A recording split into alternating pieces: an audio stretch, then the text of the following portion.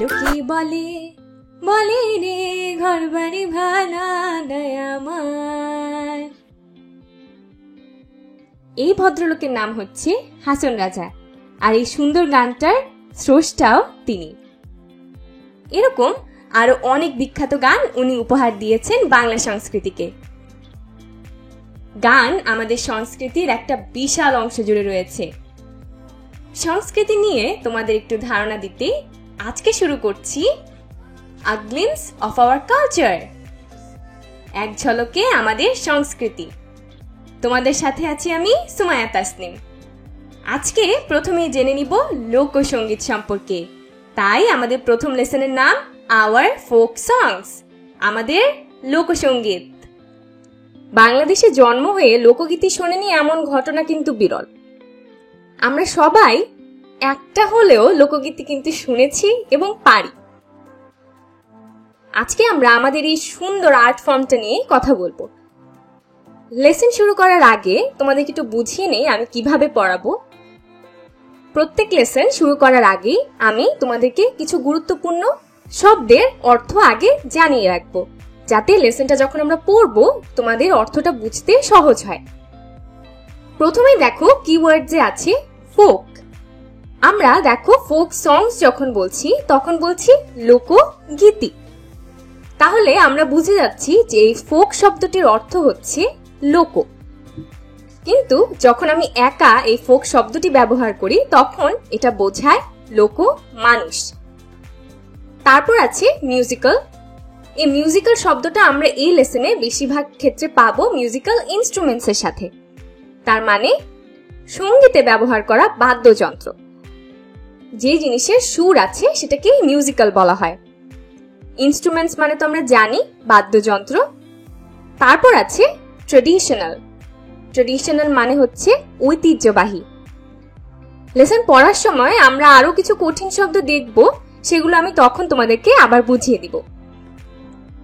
গান নিয়ে যখন কথা হচ্ছে তাহলে বাদ্যযন্ত্রের কথা বলবো না, সেটা কি হবে? কোন একটা গানকে শ্রুতিমধুর করে তোলার জন্য বাদ্যযন্ত্রের রয়েছে একটা বিশাল ভূমিকা। তোমাদের বইয়ে কিন্তু অনেকগুলো বাদ্যযন্ত্রের নাম দেওয়া আছে। এই বাদ্যযন্ত্রগুলো কিন্তু আমাদের ট্রেডিশনাল মিউজিক্যাল ইনস্ট্রুমেন্ট, মানে আমাদের ঐতিহ্যবাহী মিউজিক্যাল ইনস্ট্রুমেন্ট। সেগুলো আমরা সবসময় সচরাচর গানের মধ্যে লোকগীতিতে ব্যবহার করে থাকি, এরকম গুলোই দেওয়া আছে। কিছু আছে যেগুলো এখন মডার্ন মিউজিকে ব্যবহার হয়, কিন্তু বেশিরভাগই ট্রেডিশনাল মিউজিক্যাল ইনস্ট্রুমেন্টস। আমি চেষ্টা করেছি প্রত্যেকটা মিউজিক্যাল ইনস্ট্রুমেন্টের নামের সাথে সেগুলোর ছবি দিয়ে দেওয়া, যাতে তোমাদের বুঝতে আরো সহজ হয়, আর সাথে সাথে যেন এগুলোর নামও বলতে পারো, চিনে যেতে পারো। তাহলে চলো আমরা একটু মিউজিক্যাল ইনস্ট্রুমেন্ট গুলো আগে দেখে নিই। প্রথমেই আছে দোতারা। দোতারার বৈশিষ্ট্য হচ্ছে দোতারাতে দুইটা তার থাকে, আর সেই তারগুলো বাজিয়েই কিন্তু সুর হয়। তারপর আছে সারিন্দো। এই সারিন্দো সচরাচর আমরা দেখতে পাই না, কিন্তু এটা ক্লাসিক্যাল মিউজিকের সাথে বেশিরভাগ সময় ব্যবহার করা হয়। তারপর আছে গিটার। গিটার আমরা মোটামুটি সবাই কিন্তু চিনি, অনেকে হয়তো বাজাতেও পারি। তারপর আছে ব্যাম্বো ফ্লুট। ফ্লুট মানে হচ্ছে বাঁশি, আর ব্যাম্বো ফ্লুট মানে হচ্ছে বাঁশের বাঁশি। তারপর আছে ড্রামস, তারপর তবলা। এগুলো আমরা সচরাচর দেখে থাকি গান বাজনা করার সময়। তারপর আছে পিয়ানো, হারমোনিয়াম। গান শেখার জন্য তো হারমোনিয়ামের কোনো বিকল্পই নেই। তারপর আছে একতারা। একতারার বৈশিষ্ট্য হচ্ছে দোতারার মতো একতারার মধ্যে একটা তার থাকে শুধু। তোমরা হয়তো আরো অন্য রকমের একতারা দেখেছো, এটা দেখে আবার কনফিউজ হয়ে যেও না, আমি এই ছবিটাই পেয়েছি তার জন্য এটাই রেখেছি। তারপর আছে ভায়োলিন। ভায়োলিনও কিন্তু খুবই পপুলার একটা মিউজিক্যাল ইনস্ট্রুমেন্ট, আমি আশা করি তোমরা দেখেছো আগে, আর যদি না দেখে থাকো তাহলে এই যে তোমার জন্য ছবিটা দিয়ে দেওয়া হলো। তোমাদের জন্য বইয়ে কিছু কোয়েশ্চেন অ্যান্সার দেওয়া ছিল, সেই কোয়েশ্চেন অ্যান্সার গুলো তোমরা তোমাদের বন্ধুদের সাথে করবে। কোয়েশ্চেন্স গুলো কি দেখো, can you sing a song? তুমি কি গান গাইতে পারো? এখন তুমি যদি গান গাইতে পারো তাহলে বলবে ইয়েস আই ক্যান, আর না পারলে বলবে নো আই ক্যান নট।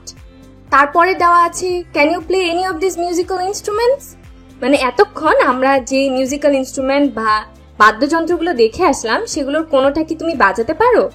তুমি যদি পারো তাহলে বলবে ইয়েস আই ক্যান, আর না পারলে বলবে নো আই ক্যান নট। তারপর আছে do you know anybody who can play any of this instruments? তুমি কি এমন কাউকে চিনো যে এগুলোর মধ্যে কোনো একটা বাদ্যযন্ত্র বাজাতে পারে? Tell what you know about her or হিম।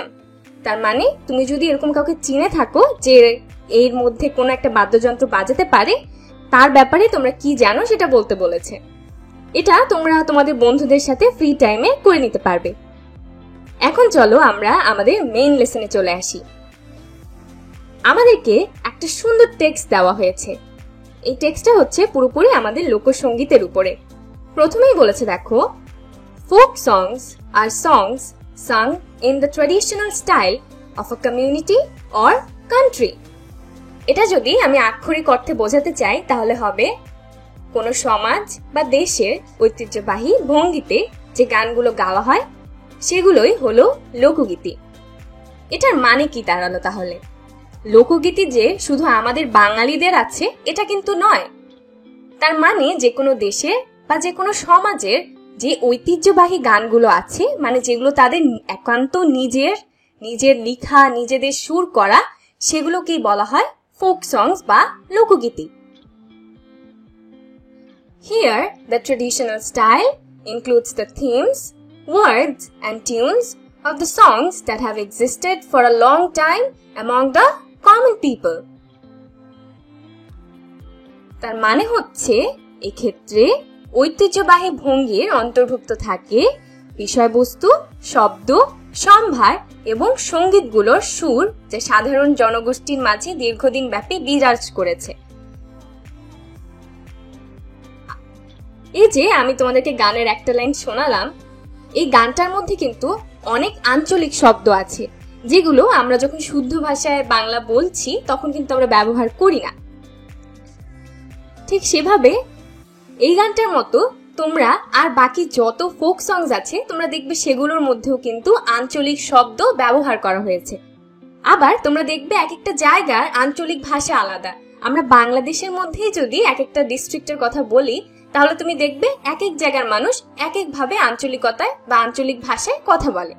আর এই সব জায়গার ফোক সংগুলোর মধ্যেও এরকম কিন্তু ভাষার যে ডাইভার্সিটিটা সেটা বোঝা যায়। একটা লোকগীতি শুরু হওয়ার আগেই যখন মিউজিকগুলো বাজতে থাকে বাদ্যযন্ত্রে, তখনই কিন্তু বোঝা যায় যে এখন একটা লোকসঙ্গীত হতে যাচ্ছে। কেন?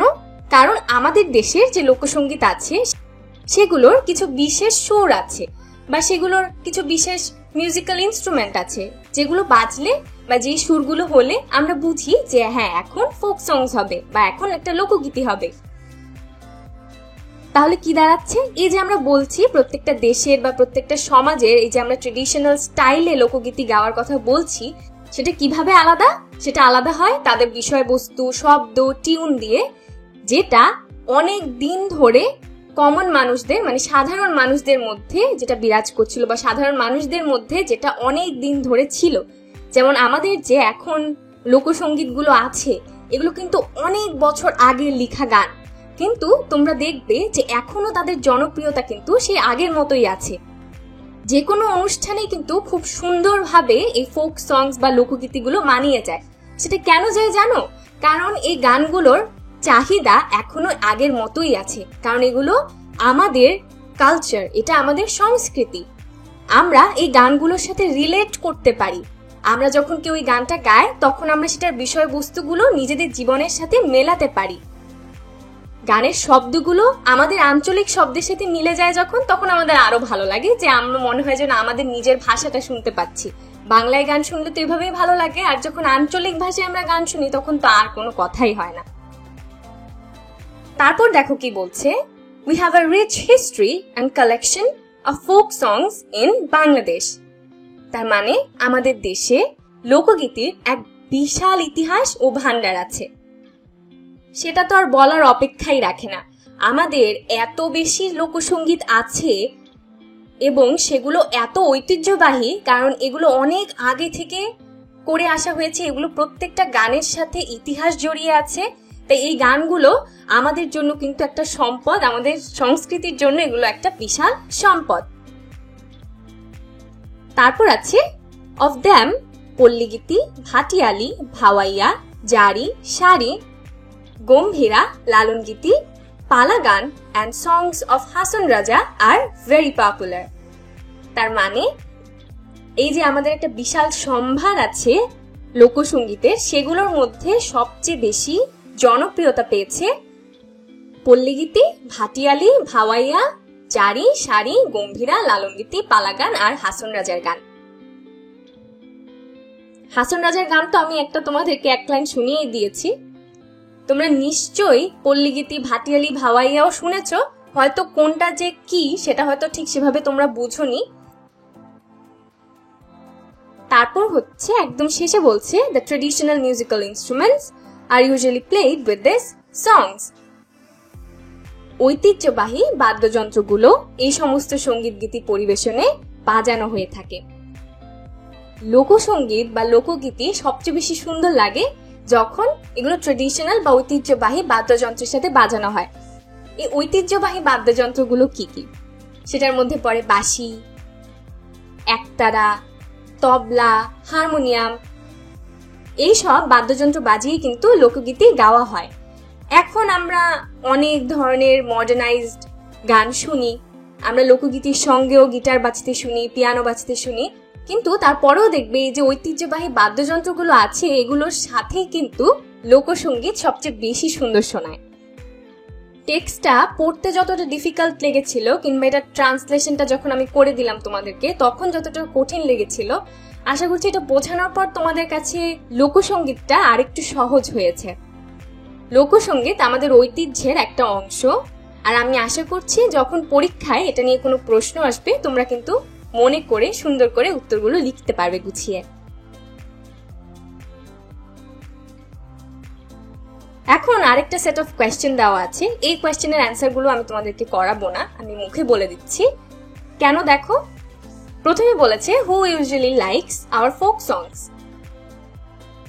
কারা আমাদের লোকসঙ্গীত বেশি পছন্দ করে। এখন টেক্সট ওয়াইজ যদি যাই, মানে টেক্সটে যেটা পড়েছি সেটা হচ্ছে আমাদের দেশে যে সাধারণ জনগণ আমরা সবাই কিন্তু লোকসঙ্গীত পছন্দ করি, কিন্তু তোমাদের কাজ হচ্ছে বের করা যে আসলে কোন গ্রুপের মানুষ এই লোকসঙ্গীতগুলো বেশি পছন্দ করে। তখন দেখবে আমাদের দাদি, নানি, মা, বাবা তাদের কাছে লোকসঙ্গীতের যে চাহিদাটা আছে বা লোকসঙ্গীত তাদের কাছে যতটা পছন্দের, আমাদের এখনের জেনারেশনের মানুষের কাছে কিন্তু সেটার একটু একটা গ্যাপ পড়ে গিয়েছে। তোমরা সেটা লিখতে পারো। তারপর আছে can you name some well known folk singers. এটা তোমরা একটু রিসার্চ করলেই পেয়ে যাবে যে লোকসঙ্গীত শিল্পী কারা আছেন আমাদের দেশে। তারপর ডু ইউ লাইক ফোক সংস, এটা একদম তোমাদের ব্যক্তিগত উত্তর হবে। তুমি লোকসঙ্গীত পছন্দ করতেও পারো, নাও করতে পারো। আমি যদি পার্সোনালি আমার কথা বলি তাহলে আমি বলবো যে আমার অনেক বেশি পছন্দ folk songs. If you do, who is your favourite folk singer. যদি লোকগীতি তোমার পছন্দ হয়ে থাকে তাহলে কোন শিল্পীর গান তোমাদের বেশি পছন্দ তোমরা সেটা বলবে। Which song or songs do you like the most? কোন গানগুলো বা কোন গানটা তোমরা সবচেয়ে বেশি পছন্দ করো সেটাও তোমরা বলতে পারো।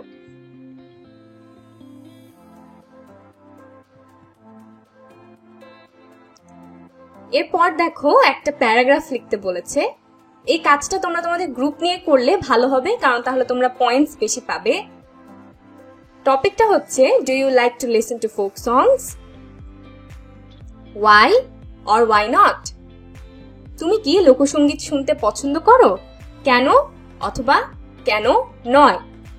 এটা তো তোমাদের ব্যক্তিগত কথা, তোমাদের যদি পছন্দ হয়ে থাকে তাহলে তোমরা কেন পছন্দ করো সেটা কিন্তু তোমরা পয়েন্ট করে নিয়ে একসাথে একটা প্যারাগ্রাফের মধ্যে লিখতে পারো। তোমরা কি কি পয়েন্টস পছন্দ করো, কয়েকজন বলতে পারো যে এটা আমাদের দেশের ঐতিহ্য এর জন্য আমার ভালো লাগে, কয়েকজনের হতে পারে আমার এটা সুরগুলো পছন্দ, কয়েকজন বলতে পারো যে গানের কথাগুলো তোমাদের বেশি পছন্দ। ঠিক সেভাবে এরকম অনেক পয়েন্টস আছে পছন্দ করার, আবার পছন্দ না করারও অনেক পয়েন্টস থাকতে পারে, সেগুলো নিয়ে তোমরা একটা প্যারাগ্রাফ লিখে নিবে। এখন চলো তোমরা কতটুকু বুঝলে সেটা একটু পরীক্ষা করে নেওয়া যাক। আমি স্ক্রিনের এই পাশ থেকে হয়তো বুঝতে পারছি না যে তোমরা কে কতটুকু অনেস্টলি অ্যান্সার দিচ্ছ, কিন্তু আমি আশা করব যে তোমরা আমি প্রশ্নগুলো বলার সাথে সাথে নিজে একবার চিন্তা করে নিবে, তারপর আমি তো মিলিয়ে দেবই, সেটার সাথে তোমরা তোমাদের উত্তর মিলিয়ে নিবে। প্রথমে দেখো বলা আছে হাউ আর ফোক সংস সাং, তার মানে লোকসঙ্গীত কিভাবে গাওয়া হয়। এখানে অপশনে দেখো কি কি দেওয়া, ইন থিয়েটার, থিয়েটারে গিয়ে গাওয়া হয়, ইন পোয়েট্রি স্টাইল, আবৃত্তির মতো করা হয়, ইন রক স্টাইল, রক গানের মতো গাওয়া হয়, অথবা ইন ট্রেডিশনাল স্টাইল। একটু চিন্তা করে দেখো যে আমাদের এই 4টা অপশনের মধ্যে কোন অপশনটা আসলে অ্যাপ্রোপ্রিয়েট। সেটা হচ্ছে ইন ট্রেডিশনাল স্টাইল। আমরা জানি ঐতিহ্যবাহী ধরনে লোকসঙ্গীত গাওয়া হয়, তাহলে সঠিক উত্তরটা হচ্ছে ইন ট্রেডিশনাল স্টাইল। একদম শেষ প্রশ্নে হচ্ছে we have a rich history and collection of what in Bangladesh. আমাদের দেশে কিসের ইতিহাস এবং সম্ভার আছে? এখানের অপশনে দেখো কি কি আছে, পোস্ট কার্ডস, ফোক সংস, কয়েন্স, টেম্পলস। এই 4টা অপশনের মধ্যে কোনটা সঠিক সেটা কি মনে হয় একটু লিখো তো। সেটা হচ্ছে ফোক সংস, তার মানে লোকসঙ্গীতের বিশাল ইতিহাস এবং সম্ভার রয়েছে। এখন আমরা গান থেকে একটু অন্য ফর্মের আর্টে চলে যাই, সেটার মধ্যে আজকে আমরা পড়ছি নকশিকাঁথা। প্রথমে আমরা কিওয়ার্ডস গুলো একটু জেনে নিই। প্রথমে আছে কুইল্ট, কুইল্ট মানে হচ্ছে কাঁথা। তারপর আছে আর্টিস্টিক, আর্টিস্টিক মানে হচ্ছে শৈল্পিক। তারপর কমার্শিয়ালি, কমার্শিয়ালি মানে হচ্ছে বাণিজ্যিকভাবে। ট্রেডিশনাল শব্দের অর্থ আমরা লাস্ট লেসনে পড়ে আসলাম, সেটা হচ্ছে ঐতিহ্যবাহী। তারপর ডিম্যান্ড, এটাও আমরা লাস্ট লেসনে পড়েছি, চাহিদা। তারপর আছে প্যাটার্ন, প্যাটার্ন মানে নমুনা হয়, কিন্তু এই লেসনে আমরা প্যাটার্নের অন্য একটা মিনিং জানবো, সেটা হচ্ছে ধরন বা একটা ডিজাইনের ধরন। তারপর ইন্ডিজিনাস, তার মানে হচ্ছে আদিবাসী। এবং সবার লাস্টে আছে হ্যান্ডিক্রাফট, যেটার মানে হচ্ছে হস্তশিল্প। প্রথমেই চলো নকশিকাঁথা দেখতে কেমন হয় সেটা একটু জেনে নেই। এই যে এরকম একটা নমুনা দেওয়া আছে নকশিকাঁথার, যদিও আমি জানি যে তোমরা সবাই নিশ্চয়ই নকশিকাঁথা দেখেছো, কারণ আমাদের সবার বাসাতেই কিন্তু একটা করে নকশিকাঁথা থাকে। আর যদি না দেখে থাকো, পরিচিত না হয়ে থাকে সেটা, তাহলে এই যে দেখে নিতে পারো যে এটাই হচ্ছে নকশিকাঁথা। অনেক রকম সুন্দর সুতার কাজ করে অনেক ধরনের ডিজাইন করে নকশিকাঁথা বানানো হয়। এখন তোমাদের জন্য কয়েকটা প্রশ্ন দেওয়া আছে, এটা তোমরা করবে তোমাদের বন্ধুদের সাথে। আমি আগে তোমাদেরকে একটু আইডিয়া দিয়ে নিই। ফার্স্টের কোয়েশ্চেনটা বলছে what do you see in the picture. এই যে এখানে ছবিটা দেখা যাচ্ছে, এই ছবিতে তুমি কি দেখতে পাচ্ছ? এই ছবিতে একটা কাঁথা দেখা যাচ্ছে, তাহলে এটার উত্তর দিবে I C a quilt in the picture. আমি ছবিতে একটা কাঁথা দেখতে পাচ্ছি। তারপর বলা আছে হোয়াট ইজ ইট কল্ড। এই কাঁথাটাকে কি বলে? এই কাঁথাটায় দেখো অনেক নকশা করা, এরকম কাজের কাঁথাগুলোকেই কিন্তু বলা হয় নকশিকাঁথা। তাহলে বলবে it is called a nakshi kantha অথবা ইট ইজ আ নকশিকাঁথা। তারপর বলা আছে have you seen it before. Where, এটা কি তুমি আগে দেখেছো? কোথায় দেখেছো? তুমি যদি আগে নকশিকাঁথা কখনো না দেখে থাকো তাহলে বলবে no, I haven't seen it before. আর যদি দেখে থাকো তাহলে বলবে yes, I have seen it before. আর যেহেতু জিজ্ঞেস করা হয়েছে ওয়্যার, তাহলে তুমি বলতে পারো I have seen it at my home অথবা I have seen it at my relatives house, মানে আমি আমার কোনো আত্মীয়র বাসায় দেখেছি। তুমি যেখানে নকশিকাঁথা দেখেছিলে তুমি সেই জায়গাটার কথাই বলবে। তারপর বলা আছে what do you do with it. তুমি কাঁথা দিয়ে কি করো? কাঁথা দিয়ে আমরা কি করি? কাঁথা দিয়ে আমরা ঘুমানোর সময় আমাদেরকে ঢেকে রাখি। তাহলে তুমি বলতে পারো I use it to cover myself up when I sleep. যখন আমি ঘুমাই তখন আমাকে ঢেকে রাখার জন্য কাঁথা আমি ব্যবহার করি। এখন চলো আমরা টেক্সটটা পড়ি। নকশি কাঁথা is a kind of embroidered quilt. নকশি কাঁথা এক জাতীয় শিল্পসম্মত নকশাকৃত কাঁথা। নকশি কাঁথা যে এক জাতীয় কাঁথা সেটা তো আমরা নাম থেকেই বুঝতে পারি, কিন্তু সেটা অন্যান্য কাঁথার থেকে কিভাবে ভিন্ন? নকশি কাঁথার মধ্যে অনেক রকমের নকশা করা হয়, যেটা আমরা সাধারণ কাঁথার মধ্যে সেভাবে দেখতে পাই না বা সেই পরিমাণে দেখতে পাই না। The name was taken from the Bangla word noksha, which means artistic pattern. এই নামটি বাংলা শব্দ নকশা হতে গৃহীত হয়েছে, যার অর্থ দাঁড়ায় শিল্পসম্মত রুচিশীল নমুনা বা আদর্শ। রুচিশীল ডিজাইন বা রুচিশীল আকারে যে এমব্রয়ডারিটা করা হয় সেটার কথাই বলা হচ্ছে, আর সেটাকে নকশা বলে। আর সেই নকশা থেকে এসেছে নকশি কাঁথা, কারণ একটা নকশি কাঁথার মধ্যে অনেক ধরনের নকশা থাকে, আর সেটা থেকেই কিন্তু গৃহীত হয়েছে নকশি কাঁথা নামটি। তারপর আছে it is a kind of traditional craft and is said to be indigenous to Bangladesh and West Bengal in India. তার মানে এটি এক ধরনের ঐতিহ্যবাহী শিল্প কৌশল এবং একে বাংলাদেশ এবং ভারতের পশ্চিম বাংলায় বলা হয় দেশজ শিল্প।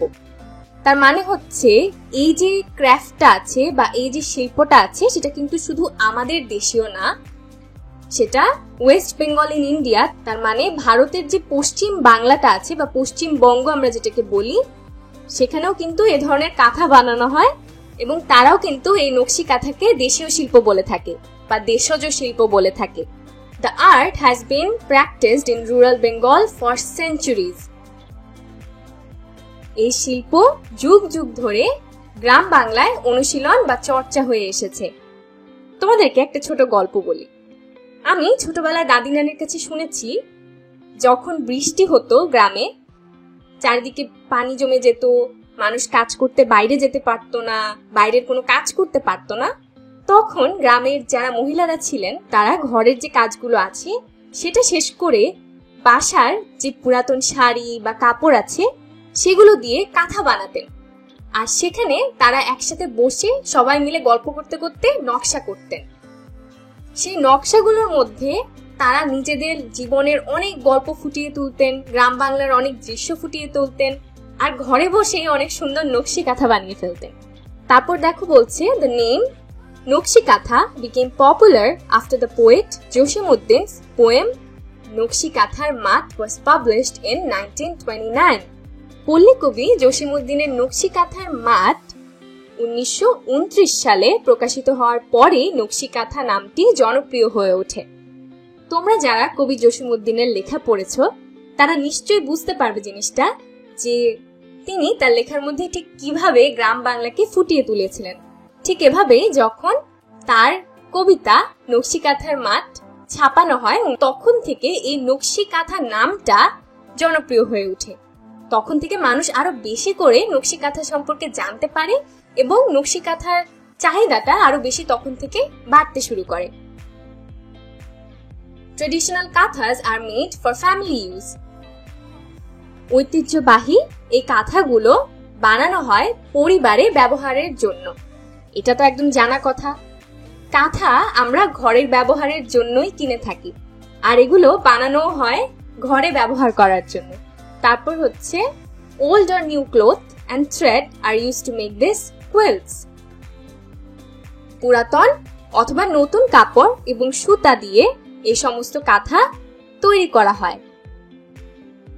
এখনো তোমরা যদি নকশি কাঁথা বানায় এমন কাউকে জিজ্ঞেস করো, তোমরা কিন্তু এখনো সেই কথাগুলো জানতে পারবে। অবশ্য যেগুলো আমরা দোকানে পাই সেগুলোর মধ্যে পুরাতন কাপড় থাকে না, সেগুলো নতুন কাপড়ের উপরেই নকশা করা থাকে, কিন্তু আগে বা এগুলো একদম ট্রেডিশনালি কিন্তু পুরাতন কাপড় দিয়ে কাঁথা বানানো হতো। তারপর দেখো, Mymensingh, Jamalpur, Rajshahi, Faridpur, Bogura and Jessore are most famous for this craft. তার মানে আমি যে ডিস্ট্রিক্টগুলোর কথা বললাম এগুলো নকশি কাঁথা বানানোর জন্য সবচেয়ে বিখ্যাত। Now it is produced commercially. এখন এই কাঁথাগুলো বাণিজ্যিকভাবে বানানো হয়ে থাকে। You can find them in many expensive handicraft shops in cities. শহরের অনেক নামি দামি হস্তশিল্পের দোকানগুলোতে এখন এগুলো শোভা পায়। আগে কিন্তু এত সহজে নকশি কাঁথা পাওয়া যেত না। The quilts are now in great demand because of the color patterns and designs embroidered on them. এসব কাঁথার শিল্প নৈপুণ্য, কারুকাজ এবং বিচিত্র রং বেরঙের নকশার জন্য এগুলোর ব্যাপক চাহিদা রয়েছে। তোমরা বাসায় যদি নকশি কাঁথা থাকে আর যদি একটা সাধারণ কাঁথা থাকে, দুটাকে পাশাপাশি একটু রেখে দেখবে। নকশি কাঁথাটা তোমার খাটের উপর রাখার সাথে সাথে একটা রুচিশীল ভাব চলে আসবে, ঘরটা আরো বেশি গোছানো সুন্দর লাগবে। আর সেটা কেন হয় জানো? কারণ নকশি কাঁথার যে কালার গুলো বা যে রকমের রং বা রুচিশীল রং, যেরকম রুচিশীল ডিজাইন করা হয়, সেগুলো আমাদের সাধারণ কাঁথার থেকে অনেক ভিন্ন। আর সেগুলোর জন্যই এখনো আমাদের মধ্যে ঠিক আগের মতোই নকশি কাঁথার ডিমান্ড বা চাহিদা রয়েছে। আশা করছি এই যে এতক্ষণ আমি নকশি কাঁথা নিয়ে যে তথ্যগুলো বললাম সেগুলো তোমাদের মনে থাকবে। এখন চলো বইয়ের একটা এক্সারসাইজ করা যাক। তোমাদের কাজ হচ্ছে, এখানে কিছু ফিল ইন দি ব্ল্যাঙ্কস দেওয়া আছে আর উপরে তোমাদের জন্য কিছু শব্দ দিয়ে দিয়েছে। এই গ্যাপস গুলোতে এই বক্স থেকে শব্দ নিয়ে এসে বসাতে হবে। প্রথমে দেওয়া আছে নকশা মিন্স আর্টিস্টিক। এটা কিন্তু একদম বইয়েরই একটা লাইন। নকশা মানে হচ্ছে আর্টিস্টিক প্যাটার্নস। তারপর দেখো, the name was taken from a dash word dash. নকশি কাঁথার নামের কথাই বলছে এখানে। নকশি কাঁথার নামটা কোথা থেকে নেওয়া হয়েছিল? একটা বাংলা শব্দ। তাহলে the name was taken from a Bengali word, আর সেই শব্দটা কি? নকশা। The art has been practiced in dash Bengal for dash. এই যে আর্ট ফর্মটা আছে বা এই যে শিল্পটা আছে, সেটা আসলে কোন জায়গায় প্র্যাকটিস করা হতো বা কোন জায়গায় আসলে এই শিল্পটা হতো, সেটা কোথায় হতো? রুরাল বেঙ্গল, মানে গ্রামাঞ্চলে। ফর তার মানে কতদিন ধরে, সেটাও আমরা পড়ে এসেছি। আমরা পড়েছি সেঞ্চুরিজ, কিন্তু এখানে দেখো সেঞ্চুরিজ দিয়ে কোনো অপশন নেই, কিন্তু ইয়ার্স নামে একটা অপশন আছে। তো ইয়ার্স যেহেতু, তার মানে এটা অনেক বছরের কথাই বোঝাচ্ছে, তাহলে আমরা এখানে দিয়ে দিব ফর ইয়ার্স। তারপর আছে নকশি কাঁথাস আর নাও সোল্ড ইন ড্যাশ শপস। আমরা এটাও পড়েছি যে নকশি কাঁথা এখন নামি দামি হস্তশিল্প দোকানে পাওয়া যায়। এখন দেখো এই বক্সের মধ্যে কিন্তু হ্যান্ডিক্রাফট বা এক্সপেন্সিভ সেটার কোনোটাই নেই। তাহলে এখানে কি বসাবো? এই বক্সে দেখো আর্ট নামে একটা শব্দ আছে। আর্ট মানে হচ্ছে শিল্প। এটা যেহেতু হ্যান্ডিক্রাফটের খুব কাছাকাছি একটা শব্দ, তাই এখানে আমরা সেটা বসিয়ে দিতে পারি। কিন্তু পরীক্ষায় যদি আসে তোমরা কিন্তু হ্যান্ডিক্রাফট শপসে লিখবে। তারপর আছে Nakshi kanthas are in great demand because of their dash and dash. তার মানে নকশি কাঁথার চাহিদা এখনো আছে কারণ কালারফুল কি? কালারফুল ডিজাইনস ছিল, প্যাটার্নস ছিল আর এমব্রয়ডারি ছিল। এখানে যেহেতু এমব্রয়ডারি আছে, আমরা এমব্রয়ডারি ওয়ার্ডটা ব্যবহার করতে পারি। তাহলে লিখি কালারফুল ডিজাইনস অ্যান্ড এমব্রয়ডারি। নকশি কাঁথাস আর আ কাইন্ড অফ কি? নকশি কাঁথা কি আসলে? নকশি কাঁথা তো এক ধরনের কাঁথা, আর কাঁথা মানে হচ্ছে কুইল্ট। তাহলে এখানে লিখবো নকশি কাঁথাস আর আ কাইন্ড অফ কুইল্ট। এখন দেখো একটা জিনিস, এখানে অ্যাক্টিভিটি ই এর কথা বলা আছে তোমাদের বইতে, সেটা দেখে কনফিউজ হয়ো না। আসলে তোমাদেরকে বলছে অ্যাক্টিভিটি সি তে যে সেন্টেন্সগুলো আমরা করলাম সেগুলোকে কোয়েশ্চেন বানানোর জন্য। সেগুলো কিন্তু স্টেটমেন্টসে আছে, তার মানে সাধারণ সেন্টেন্সে আছে। সেগুলোকে এখন কোয়েশ্চেন্স বা ইন্টারোগেটিভ সেন্টেন্সে বানাতে হবে। প্রথমটা দিয়ে দিয়েছে হোয়াট ডাজ নকশা মিন। পরের সেন্টেন্সে দেখো from which word was the name for নকশি কাঁথা taken from। পরের সেন্টেন্সটাই ছিল যে নকশি কাঁথার নামটা নেওয়া হয়েছে নকশা থেকে। আর সেটাকে যখন প্রশ্ন করব তখন এটা এমন হতে হবে যে নকশি কাঁথার নামটা কোথা থেকে নেওয়া হয়েছে। তারপরের সেন্টেন্সটাই ছিল যে নকশি কাঁথা গ্রামাঞ্চলে বা গ্রাম বাংলায় বানানো হতো।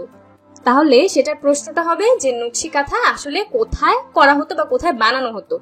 সেটা আমি কি লিখেছি দেখো, where has the art been practiced, মানে কোথায় এই শিল্পটা প্র্যাকটিস করা হতো বা কোথায় এই শিল্পটা করা হতো।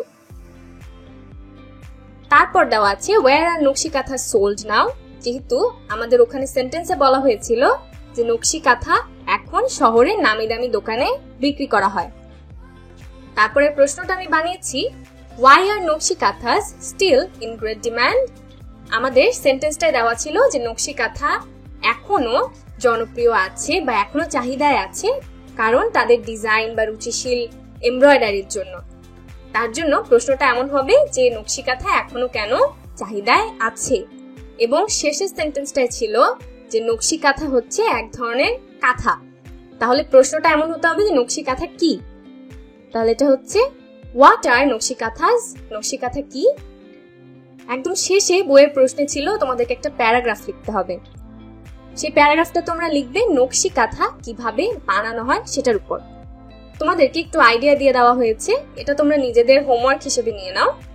ওল্ড আর new cloth and colour thread are needed, তার মানে পুরাতন অথবা নতুন কাপড় লাগে, তার সাথে লাগে রং বেরঙের সুতা। তারপর কি হয়, first the cloth is folded, তার মানে যে কাপড়টা আছে সেটাকে ফোল্ড করা হয়। তারপর কি হয় জানো, আমাদের কাঁথার মধ্যে সাইড গুলো কিন্তু সেলাই করা থাকে, তাই তোমরা সেটা লিখতে পারো দেন দ্য সাইডস আর সিউড, তার মানে চারদিকে যে সাইড গুলো আছে সেগুলো তারপর সেলাই করে নেওয়া হয়। এবং তারপর কি করা হয়, এমব্রয়ডারি করা হয়, কারুকাজ করা হয়, সেগুলো তোমরা লিখে নিবে প্যারাগ্রাফে। এখন চলো কিছু কোয়েশ্চেন করে নেওয়া যাক। ডিমান্ড মিন্স, তার মানে ডিমান্ড চাহিদা। আসলে আমাদেরকে বলতে বলেছে চাহিদার একটা সিমিলার ওয়ার্ডস বা চাহিদার সাথে মিলে এমন কোন শব্দ। এখানে দেখো কি আছে, পপুলারিটি মানে জনপ্রিয়তা, এটা তো হবে না। ফ্যামিলিয়ারিটি তার মানে কতটা পরিচিত। নিড আর প্রাইস, প্রাইস মানে দাম, আর নিড হচ্ছে চাহিদা। তাহলে ডিমান্ডের সিনোনিম হচ্ছে নিড। তারপর আছে এক্সপেন্সিভ মানে কি, কস্টলি, দাম, লো কস্ট, কম দাম, চিপ। চিপ মানেও কম দাম, ইকোনমিক্যাল সেটাও মানে কম দাম। এখানে শুধু কস্টলি মানেই হচ্ছে বেশি দাম, আর এক্সপেন্সিভ কিন্তু বেশি দামে জিনিসকেই বলা হয়। তাহলে উত্তরটা হবে কস্টলি। তারপর আছে ক্রাফট মানে কি, ক্রাফট মানে হচ্ছে শিল্প। এখানে দেখো অপশনে আছে আর্ট, প্রপার্টি মানে সম্পত্তি, অ্যাসেট মানেও সম্পত্তি, ডিভাইস। এখানে দেখো শুধু আর্টই কিন্তু ক্রাফটের সাথে যাচ্ছে, আর্ট মানেও হচ্ছে শিল্প। The people of Bangladesh and West Bengal usually prepare kathas for dash use, তার মানে বাংলাদেশ এবং পশ্চিমবঙ্গের মানুষ এই যে কাঁথাগুলো কেন বানায়। প্রথমে লিখেছে কমার্শিয়াল ইউজের জন্য মানে বাণিজ্যিক কারণে, ন্যাশনাল মানে জাতীয় কারণে, ফ্যামিলি মানে পারিবারিক ভাবে ব্যবহার করার জন্য, অথবা ইন্ডাস্ট্রিয়াল কারণে। কিন্তু আমরা জানি এই যে কাঁথাগুলো বানানো হয় ঘরোয়া ভাবে বা পারিবারিক ভাবে সেগুলো ব্যবহার করার জন্য। তাহলে উত্তরটা হবে ফ্যামিলি। The art of নকশি কাঁথা is most famous in dash districts, তার মানে কতগুলো ডিস্ট্রিক্টে এই নকশি কাঁথার শিল্পটা জনপ্রিয়। আমরা পড়েছি কতগুলো ডিস্ট্রিক্টে, তোমরা যদি একটু গুনে আসো তাহলে দেখবে 6টা ডিস্ট্রিক্টে। একদম শেষ কোয়েশ্চেনে কি দেওয়া দেখো, where has the art been practiced? এই যে আর্টটা আছে বা এই শিল্পটা আছে সেটা কোথায় প্র্যাকটিস করা হয় বা কোথায় করা হয়? Rich family, rural area, large cities নাকি আরবান এরিয়াতে? আমরা জানি গ্রামাঞ্চলে এই শিল্পের প্র্যাকটিস হয়ে এসেছে, তাহলে এখানে উত্তরটা হবে রুরাল এরিয়াজ। আজকের লেসনে আমরা বাংলা সংস্কৃতির এক মহামূল্যবান সম্পদ লোকসঙ্গীত নিয়ে জানলাম। আরো জানলাম কিভাবে কাপড়ের উপর নকশাই হয়ে উঠেছে এক অপরিবর্তনীয় আর্ট ফর্ম, যেটাকে আমরা চিনি নকশি কাঁথা হিসেবে। আজকের লেসন এখান পর্যন্তই। লেসনটি শেষ পর্যন্ত দেখার জন্য তোমাদেরকে অনেক ধন্যবাদ।